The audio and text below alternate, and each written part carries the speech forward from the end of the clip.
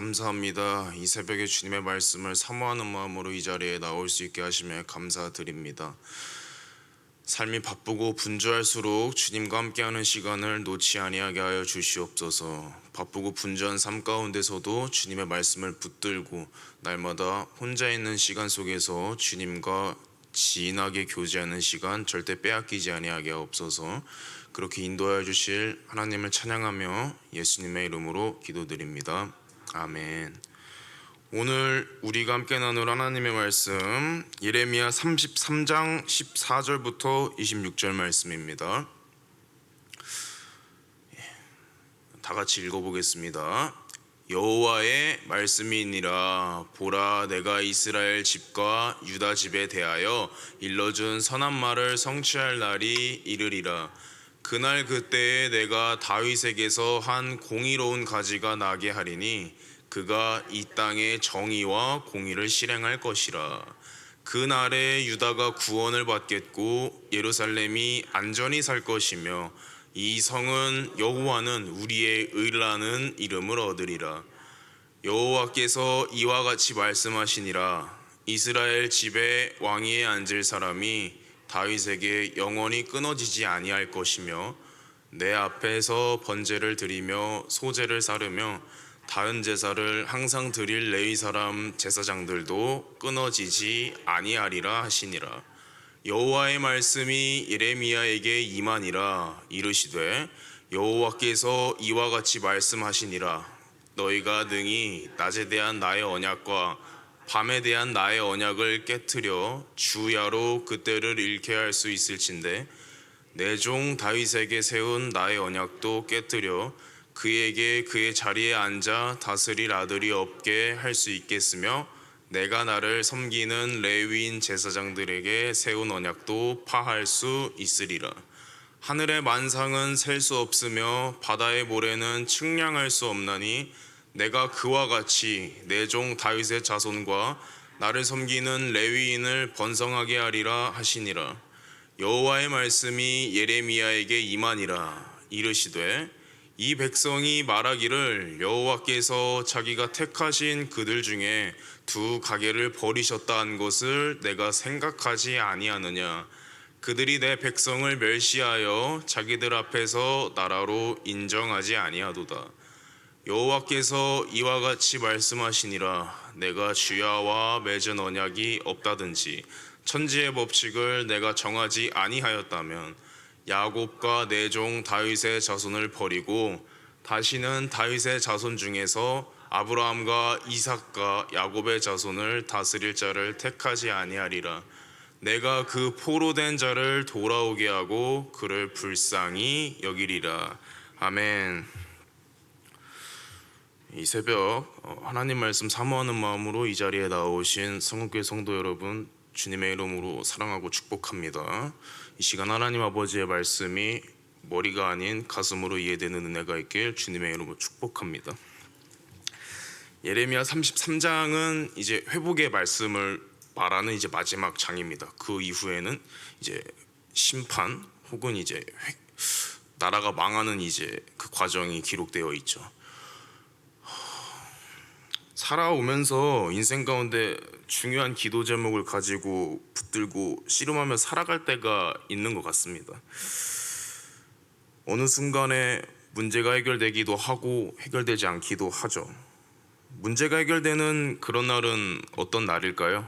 저희들이 뭐 잘해서 운 좋게 얻어 걸린 날일까요?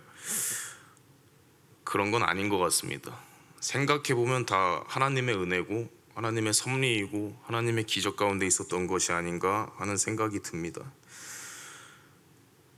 모든 것이 다 하나님의 섭리 가운데 있다고 저는 생각합니다. 여러분들도 하나님의 섭리하심을 믿으며 하루하루 살아가십시오. 이스라엘 백성들이 지금 어떤 상황 가운데 있습니까? 고난 가운데 있습니다. 뭔가 긍정적이지 않고 소망도 보이지 않고 앞날이 뭐 더 나아질 것이라는 어떤 가능성도 보이지 않으며 강대국에 둘러싸여서 이제 나라의 국군이 마치 바람 앞에 촛불 같은 그런 상황에 놓여 있습니다. 그런 그들에게 하나님이 무엇을 알려주시는 걸까요? 너희는 이 인고의 세월을 통과해야만 한다. 그리고 이 시간을 통해서 겸손해져야 한다. 온전히 하나님 앞에 죄를 자복하고 회개해야 한다. 그리고 그들을 고난 가운데서 통과하게 하시면서 고난 가운데 내려놓기만 하지 않으시고 그들에게 다시 회복의 말씀을 약속으로 선물해 주시는 것입니다. 너희들에게 언젠간 회복의 날이 다시 올 거야. 지금은 고난 중에 있을지 모르겠지만 언젠간 이 인고의 세월이 끝나지 않을 것처럼 보일 수 있지만 다시 회복시키고 너를 다시 구원하게 될 날이 올 것이다 라고 말하고 있습니다. 14절에서 16절 읽어보겠습니다. 여호와의 말씀이니라. 보라, 내가 이스라엘 집과 유다 집에 대하여 일러준 선한 말을 성취할 날이 이르리라. 그날 그때에 내가 다윗에게서 한 공의로운 가지가 나게 하리니 그가 이 땅에 정의와 공의를 실행할 것이라. 안전히 살 것이며 이성은 여호와는 우리의 을라는 이름을 얻으리라. 한 구원자가 날 것이라는 이야기를 하고 있습니다. 공의로운 가지라고 표현하고 있는데 그것은 예수님이죠. 한 구원자가 이 땅에 나서 정의와 공의로 이 세상을 다스리겠다라고 표현하고 있습니다. 아마 저희들은 이제 신약 시대를 살아가니까 이 공의로운 가지가 누군지 알 것이지만 그 당시를 살았던 이스라엘 백성들은 참 궁금했을 것입니다. 이 예레미야 선지자가 말하는 이 공의로운 가지는 도대체 누구를 뜻하는 것일까? 그분이 이 땅에 오셔서 하는 일은 도대체 무엇일까? 미래에는 어떤 일이 일어날까? 되게 궁금했을 거예요. 그분이 와서 무엇을 하시겠다는 걸까요? 정의와 공의를 행하실 것이라는 것입니다. 예수님은 물론 저희들의 문제를 해결해 주시기도 합니다. 그러나 문제를 해결해 주시지만은 않고 거기서 정의도 행하고 공의도 행하신다라는 것입니다. 개인의 삶 속에, 공동체의 삶 속에 예수님을 닮은 삶을 살아가게 하도록 저희들을 인도하신다라는 것입니다. 그리고 이 땅 가운데 예수를 믿는 저희들을 통해서 하나님 나라를 확장시켜 나가겠다라는 거예요. 불법과 불의, 죄악이 가득한 이 세상을 하나님 나라의 공의와 정의가 다스리는 곳으로 변화될 수 있도록 저희들을 사용하시겠다라는 것입니다. 하나님의 공의가 드러나는 곳으로 세상을 변화시켜야 한다는 것입니다. 그렇다면 우리 교회가 행해야 할 것은 무엇일까요? 매일매일 예수님을 닮아가기 위해 훈련해야 하는 것이라고 저는 생각합니다. 매일매일 예수님의 성품을 닮아가기 위해 분투하고 자기 자신을 깨야 합니다. 세상에 하나님 나라와 하나님 나라의 공의와 정의가 바로 세워질 수 있도록 불법과 불의, 죄악만이 가득한 이 세상에 하나님 나라의 공의와 정의를 바로 세울 수 있도록 저희가 날마다 예수님을 닮아가는 훈련을 해야 한다고 저는 생각합니다. 그것이 중요합니다. 그런 개개인들이 모여서 공동체를 이루고 우린 그것을 교회라고 하죠. 그러한 교회를 통해서 무너져가는 이 세상을 회복시킬 것이다. 회복시켜야 한다라는 거예요. 저희들 안엔 때때로 연약한 모습이 보일 때가 있습니다. 용납하기 힘든 모습이 안 보이는 건 아니니까요. 그러한 모습까지도 품어주고 용납할 수 있는 사랑의 공동체를 만들어 가야 합니다. 그렇지만 괜찮아 격려하면 끝나는 것이 아니라 이젠 예수님의 은혜를 깨달았다면 죄에서 돌이킬 수 있도록 날마다 회개해야 합니다.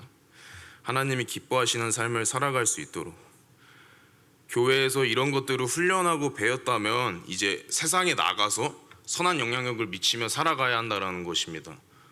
그 당시 이스라엘 사회도 하나님을 알지 못하는 사회이지 않았습니까? 마지막 시드기야 왕을 표현하는 것이 하나님을 잘 알지 못했다라고 말하고 있으니까요. 세상도 그런 것 같습니다. 예나 지금이나 하나님을 인정하려 하지 않고 알려고 하지 않는 모습을 우린 많이 볼 수 있습니다. 그런 세상 가운데 나아가서 하나님 나라의 정의와 공의를 바로 세우기 위해 여러분들이 빛과 소금의 역할을 충실히 감당하셔야 합니다. 그러기 위해선 날마다 예수님의 성품을 닮아가는 훈련을 부단히 하셔야 한다. 교회에 대한 사회적인 신뢰도가 정말 낮습니다. 그 통계 수치를 보시면 공신력이 세계 종교 중에 하위입니다. 이제 30년 전 교회 부흥기 때 가톨릭 그리고 개신교, 불교 대상으로 조사를 많이 했는데 그때는 개신교가 탑이었습니다. 사회적인 신뢰도. 근데 지금 와서 조사한 결과를 보면 개신교의 신뢰도가 가장 낮습니다. 그만큼 저희가 빛과 소금 역할을 잘 감당하지 못한다라는 것을 반증해 주는 것이 아닌가 싶습니다. 우리 모두가 날마다 예수님의 성품을 닮아가기 위해 부단히 회개하며 하나님 나라의 정의와 공의를 세워나가면 좋겠습니다. 그 날에 유다가 구원을 받겠고 예루살렘이 안전히 살 것이며 이 성은 여호와는 우리의 일라는 이름을 얻으리라. 하나님을 몰랐던 그 유다 백성들이 구원을 받게 될 것이라는 거예요. 은혜를 받아서 이제 새로워진다라는 것이죠. 그래서 예루살렘이 회복되고 그 땅 가운데 있는 사람들이 예수님을 모르는 사람들, 하나님이 모르는 이방 민족들이 봤을 때 저 성은 진짜 여호와의 의가 다스리는 그런 성으로 이제 칭송받는다라는 거예요. 저희가 세상에 나가서 선한 영향력을 미치며 살아갈 때 하나님 믿는 사람들은 뭔가 다르다. 예수님 믿는 분들은 뭔가 있다. 뭔가 없는 것 같아 보이는데 뭔가 있다. 뭔가 다르다. 그런 것을 느낄 수 있게 해줘야 한다는 것입니다. 그런 모습으로 이스라엘 사회를 회복시켜 나가겠다라는 것입니다. 17절과 18절 읽어보겠습니다. 시작.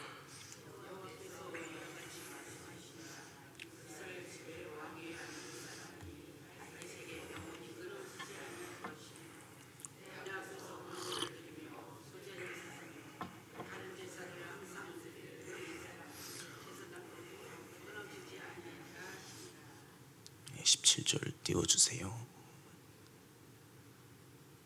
이제 나라가 망해가는 시점에서 다윗의 왕위가 끊어지지 아니할 것이라는 표현을 보고 좀 의아했습니다.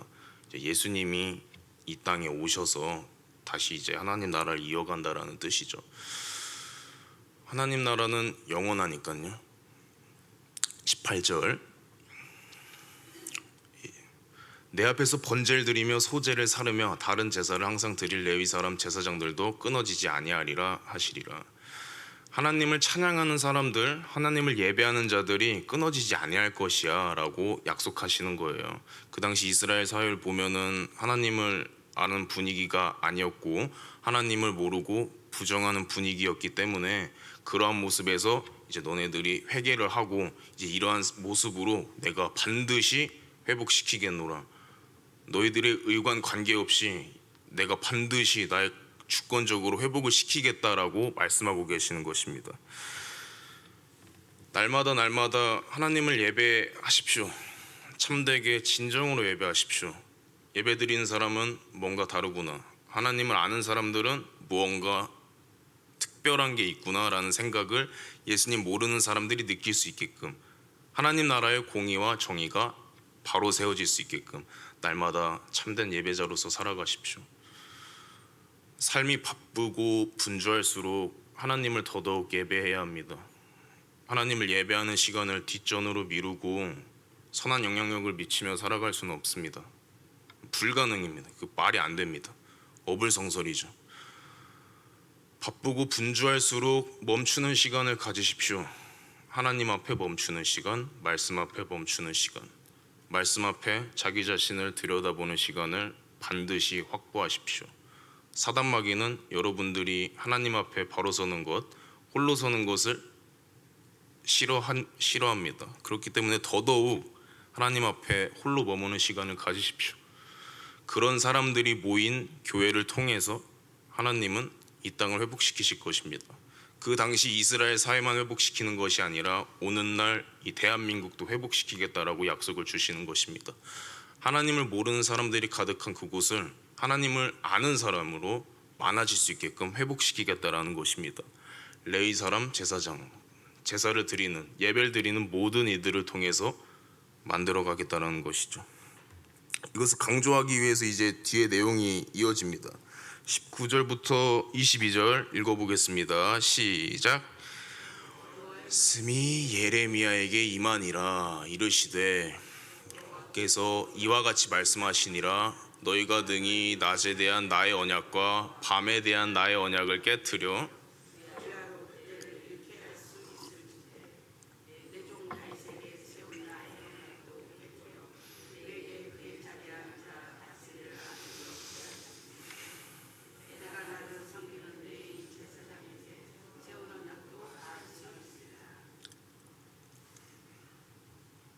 (22) 절도 읽어보겠습니다. 시작.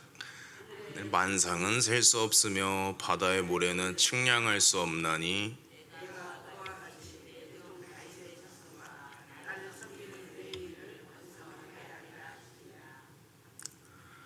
하나님께서 약속을 하신 것입니다. 약속을 하시는데 이 내용을 강조하기 위해서 역설적으로 이제 질문을 하시는 거예요. 20절에 이제 나의 언약, 밤에 대한 나의 언약, 낮에 대한 나의 언약이라고 표현되어 있습니다. 이것은 하나님께서 다스리는 창조 질서, 자연 질서를 뜻합니다. 너희들이 이것을 한번 거스를 수 있겠느냐? 이것을 거스를 수 있다면 너희들을 향한 약속을 내가 파하겠다라는 거예요. 무슨 뜻이냐? 그 천지를 다스리고 운행하시는 하나님 아버지의 질서에 우리가 도전할 수 있다면 너희들한테 내가 약속할 필요가 없다. 너희들이 나보다 뛰어난 것이기 때문에. 하나님께서 세우신 질서를 저희들이 거스를 수 있다면 저희들이 하나님보다 더 높아지는 것이지 않겠습니까? 역설적으로 표현하는 겁니다. 이것을 어떻게 깰 수 있겠습니까? 인간이 절대 파할 수 없기 때문에 내가 이 약속 반드시 지킨다라는 것입니다. 나는 하나님이니까. 21절 띄워주세요. 네네.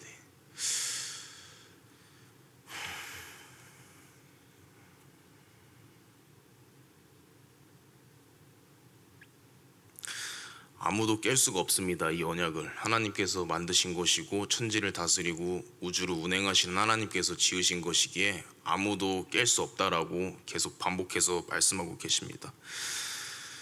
하늘의 만상은 셀 수 없으며 바다의 모래는 측량할 수 없나니 내가 그와 같이 내 종 다윗의 자손과 나를 섬기는 레위인을 번성하게 하리라 하시니라. 반드시 지키시겠다라는 것입니다. 나는 전지전능한 하나님이니 엘샤다이의 하나님이니 내가 한 약속은 반드시 지킨다. 너희들을 통해서 이 땅을 회복시켜 나아가겠다. 나를 예배하는 제사장들을 그 무리들을 통해서 이 나라와 이 땅을 회복시켜 나가겠다라는 것입니다. 전지전능하신 하나님께서 약속하신 것입니다.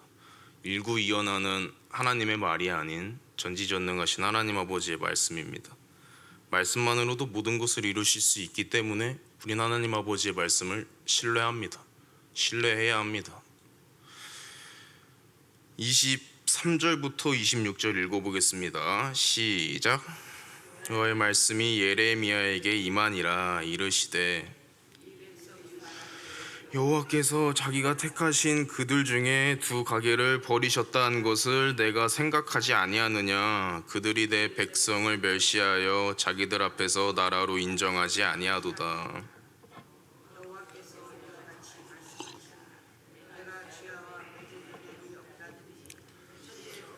내가 정하지 아니하였다면 야곱과 내 종 다윗의 자손을 버리고 다시는 다윗의 자손 중에서 아브라함과 이삭과 야곱의 자손을 다스릴 자를 택하지 아니하리라.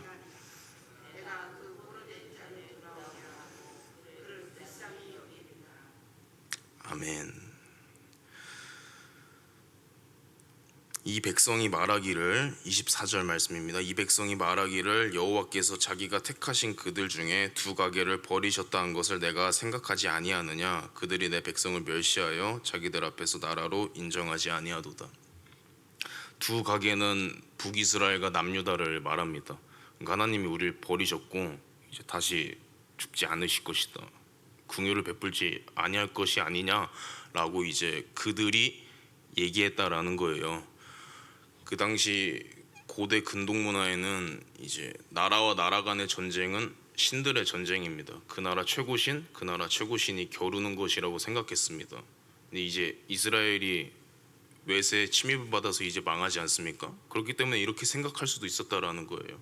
아니 뭐 하나님 믿는다고 하는데 하나님 믿는 이스라엘 백성들, 야훼 하나님 믿는 이스라엘 백성들이 왜 지나? 하나님 없는 거 아닌가? 이렇게 내 백성을 멸시했다라는 거예요. 뭐 하나님 별로 없는 것 같은데? 라고 이렇게 멸시했다라는 거예요. 자기들 앞에서 나라로 인정하지 아니했다라는 표현이 그 뜻입니다. 힘도 없고 뭐 영향력도 없고 뭐 별반 다를 거 없는 것 같다라고 이제 조롱 아닌 조롱을 했다는 것이죠. 멸시를 했었을 것이에요.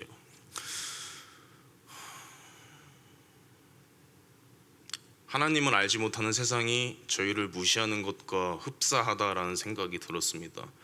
영적으로 무뎌져 있기 때문에 저희가 세상 가운데 존경이나 신뢰를 받는 것이 아니라 이렇게 멸시를 받는 것이 아닌가 하는 생각을 해보게 됩니다. 한순간에 바뀌진 않을 것입니다. 하나님께서 회복시켜가는 그 과정이 어떻게 뭐 한순간에 바뀌진 않겠지만 점차적으로 회복시키겠지만 멸시받지 않고 존경받고 신뢰받는 그런 교회로 그리고 그런 그리스도인으로 저희들을 회복시키겠다라고 말씀하시는 거예요. 25절 26절 읽어보겠습니다. 여호와께서 이와 같이 말씀하시니라 내가 주 야와 맺은 언약이 없다든지 천지의 법칙을 내가 정하지 아니하였다면 야곱과 내 종 다윗의 자손을 버리고 다시는 다윗의 자손 중에서 아브라함과 이삭과 야곱의 자손을 다스릴 자를 택하지 아니하리라. 돌아오게 하고 그를 불쌍히 여기리라. 아멘. 어떻게 여기신다고 적혀 있나요? 불쌍히 여기신다. 긍휼히 여기신다. 하나님은 긍휼이 풍성하신 분입니다. 저희들의 모습이 어떠할지라도 결코 포기하지 않으십니다. 사역자로서 참 많은 고민을 하게 되는 순간이 있습니다. 어떠한 경우냐? 성도님들한테 이제 권면을 할 때가 있습니다. 그렇게 사시면 안 됩니다. 그렇게 살면은 축복이 흘러가지 않는다. 쓴소리를 해야 될 때가 있습니다. 근데 말을 안 들으면 참 힘이 듭니다. 어떻게 해야 되나? 그냥 적당히 거리 두고 그냥 좋은 게 좋은 거다 하면서 얼굴 붉힐 일 없게 만들까? 그러니까 다른 말로 그냥 긍휼히 여기지 말고 그냥 포기를 할까? 또 이 생각을 하면 이제 다른 한편에서는 기준아 그게 무슨 생각이냐? 그러니까 하나님 기뻐하시지 않는다. 긍휼히 여기는 마음을 가지고 포기하지 말고 사랑으로 섬겨야 되는 것이 아니냐. 주님 그러기엔 너무 힘든데요. 제 마음이 썩어 문드러질 것 같은데요? 라는 생각을 하게 되는 거예요. 하나님은 그런 저와 같지 않아서 정말 감사하더라고요. 이 긍휼이 없는 자에게 긍휼이 무엇인지 알려주시는 거예요. 예레미야 33장을 통해서. 이스라엘 백성들이 하나님 앞에 죄악을 행하고 이것을 회개하지 않아서 멸망을 당하고 심판을 받았습니다. 그래서 인고의 세월을 70년간 보내죠.